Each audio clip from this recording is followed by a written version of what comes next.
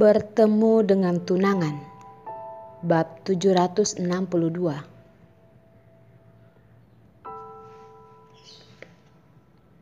Ting tong. Sedang terpikirkan Sebastian lelaki itu, bel berbunyi. Orila melihat Sebastian berdiri di depan pintu.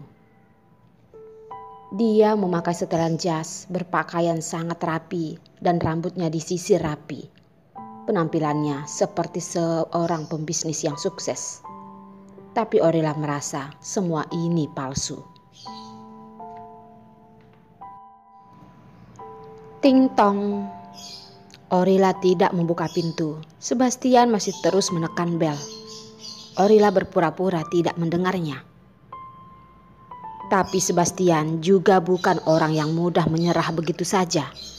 Sudah tekan bel, tapi tidak dibukakan pintunya. Dia memukul pintu. Orila, aku tahu kamu sudah bangun. Buka pintunya. Orang ini emang tidak ada habisnya. Orila sangat enggan membuka pintu, sangat tidak puas dan berkata, "Sangat pagi sudah menekan bel. Apa tidak ingin orang tidur? Aku sudah menyuruh orang untuk membuatkan sarapan dan juga menyediakan untukmu." Sebastian menyerahkan kotak makanan kepadanya. "Harus makan pagi. Kalau tidak sarapan, tidak baik untuk tubuhmu." Dia sudah sangat berbaik hati menyediakan sarapan untuk Orila. Dia malahan membuka pintu dan teriak kepadanya. Orila sedikit menyesal, tapi malu untuk mengakui kesalahannya di hadapan Sebastian. Jadi, tidak mengambil kotak makan itu. "Aku menyiapkan sarapan sendiri, tidak perlu merepotkanmu." "Kamu buat sarapan sendiri?" Sebastian mengangkat alis dan berkata lagi, "Apa kamu mau meledakkan seluruh gedung ini?" Hidup dengannya sudah 14 tahun lamanya. Dia bakat dalam hal apa, tidak bisa dalam hal apa. Sebagai kakaknya, Sebastian sangat paham.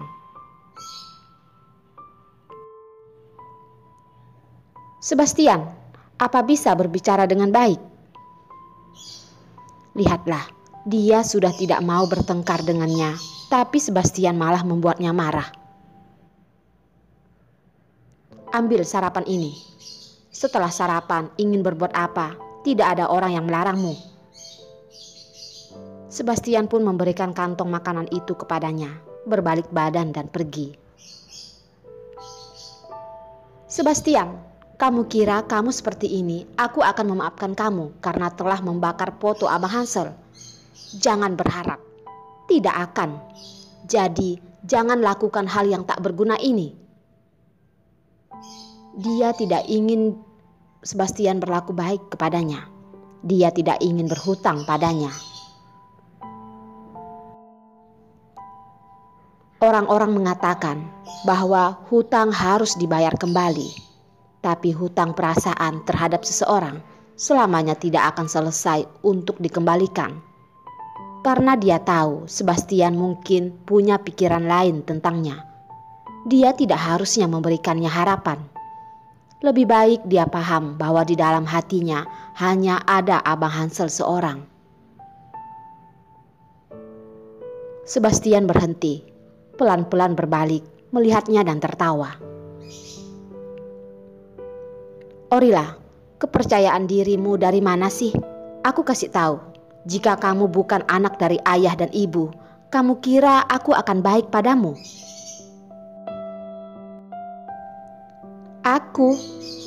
Kamu adalah anak dari ayah ibu. Kalau kamu mau berbakti kepada mereka, kamu baik-baik berbakti pada mereka, itu saja sudah cukup. Aku tidak butuh perhatianmu. Orila masih tidak ingin bersikap lembut padanya dan harus menang. "Jadi maksudmu adalah tidak ingin sekalian aku menjagamu, atau ingin agar ayah ibu naik pesawat 10 jam lebih hanya untuk menjagamu?" "Kamu asal saja bicaranya." "Orila, Kamu sendiri yang berpikir, kamu adalah anak dewasa. Harus berpikir secara keseluruhan. Jangan kira hanya Abang Hanselmu itu adalah duniamu. Sejujurnya kamu tidak suka kan melihat aku dan Abang Hansel bersama? Orila sudah tahu.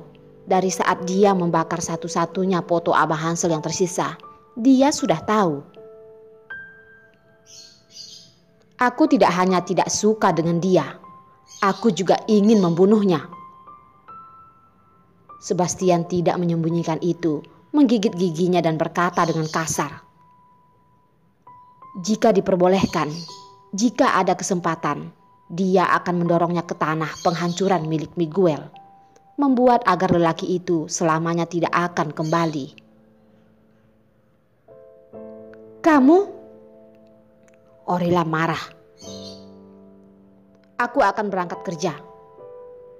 Dengan sekejap mata, Sebastian menjadi tenang, mengucapkan sepatah kata lalu pergi. Orila memegang kotak nasi sambil terdiam di depan pintu. Melihat Sebastian masuk ke dalam lift, setelah kembali, tadi ekspresi pria ini sangat menakutkan. Dalam retrospeksi, Orila masih sangat kedinginan dan menggigil. Hampir saja menjatuhkan kotak makanan itu. Melihat kotak makanan ini, dia membukanya. Semuanya dibuat berdasarkan rasa kesukaannya. Harus dikatakan bahwa Sebastian adalah kakak yang sangat baik, jika dia tidak memiliki pemikiran lain tentangnya. Setelah sarapan, Orila keluar rumah, ingin membantu Abang Hansel. Dia harus memahami dulu kota ini, memahami pemikiran negara ini dan ide-ide orang di negara ini. Kalau ingin melakukan hal ini, jangan seperti lalat tanpa kepala. Harus menemukan orang lokal untuk menemani. Jadi, Lyota adalah pilihan yang terbaik. Melihat Orila beberapa hari ini belum menemukannya, Lyota menari dengan sangat gembira. Orila, sangat senang bisa melihatmu di kota Atmajaya. Lyota, hari ini temani aku jalan-jalan ya. Oke, baiklah. Kamu ingin pergi ke tempat mana? Aku berjanji akan membuatmu bahagia. Aku ingin pergi ke daerah rakyat biasa, merasakan bagaimana kehidupan mereka. Langkah pertama adalah membantu Abang Hansel memahami perasaan rakyatnya. Orila, apa kamu sedang sakit? Apa Nona sudah bosan, ingin bertukar dan merasakan kehidupan seperti itu? Lyota sangat tidak paham pemikiran Orila. Ya, seperti itulah. Orila juga tidak mau menjelaskan terlalu banyak, juga tidak mau Lyota gadis ini menjelaskan terlalu banyak. Baiklah, aku akan membawamu pergi ke jalan-jalan. Walaupun Lyota tidak paham kenapa Orila mau berbuat seperti ini dan membawa Orila ke tempat rakyat biasa yang terkenal di kota Atmajaya. Daerah sipil, seperti namanya, adalah daerah tempat rakyat biasa tinggal. Mereka adalah mayoritas dari populasi negara itu. Kepuasan mereka terhadap presiden sangatlah besar, dapat meningkatkan posisi presiden di hati mereka, dan bisa membantu memantapkan posisi Abang Hansel. Hanya kebetulan mereka di sini bertemu dengan seseorang. Seorang yang mereka kenal, tapi belum tentu seseorang yang kenal mereka. Tunangan Tuan Presiden, Panessa. Orila sangat terkejut bisa bertemu dengan Panessa di sini, tunangan Abang Hansel. Untuk sesaat, dia pun tertegun. Kakak Panessa? Lyota tidak percaya apa yang dia lihat. Dia dengan ragu memanggil wanita yang mengenakan pakaian biasa itu, tapi karisma sebagai wanita yang anggun masih terlihat. Ketika mendengar panggilan itu, wanita yang sedang berbicara pada rakyat biasa berbalik, Sekilas terlihat Lyota dan Orila. Ketika melihat Orila, hati Vanessa sedikit bergetar. Tidak tahu harus menggunakan sikap yang seperti apa untuk menghadapi gadis kecil ini. Dia sekilas dapat mengenali gadis kecil ini karena gadis ini adalah jantung hati Miguel. Di beberapa tahun yang lalu, dia tahu bahwa gadis ini ada, tapi tidak menyangka dengan cara seperti ini mereka dipertemukan untuk pertama kalinya. Ketika dia menatap Orila, Orila juga sedang menatapnya. Vanessa terlihat lebih cantik daripada di TV. Dengan hanya berdiri di sana, bisa menjadi pemandangan yang sangat indah. Orila merasa wanita ini cocok untuk berada di sisi Abang Hansel. Juga sudah cukup untuk mendapat gelar istri presiden. Memikirkan hal ini, hati Orila sangat pedih. Wanita yang sangat cantik berdiri di depannya, tersenyum melihat mereka, tapi dia akan merebut tunangannya, benar-benar. Lyota, kenapa kamu bisa di sini? Vanessa dengan lembut bertanya dan sambil melihat kepada Orila. Lyota, apa ini adalah temanmu? Karena Vanessa tidak mengenal Orila, jadi harus Lyota yang memperkenalkan Orila. Benar kakak Vanessa, dia adalah temanku Orila.